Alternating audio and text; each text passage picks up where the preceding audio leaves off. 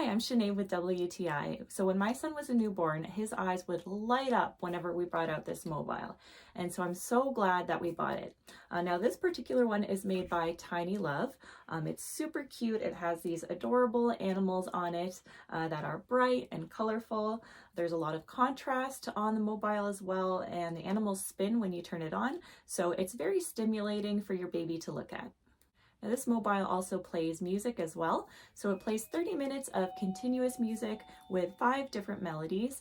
And I find that the melodies are very soothing and gentle, and the volume is perfect as well. I find it's not too loud. However, if you did want to play it without volume, then there's a setting for that as well. Now, when you're using this at home, it's very easy to attach to your crib, your bassinet, or your play yard using this clamp at the bottom. Now, the claw opens 1.5 inches, so it should fit most cribs and play yards.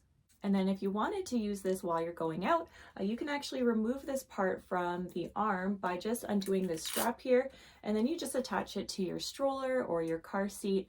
And I find that the strap holds really well, so you don't have to worry about it falling off.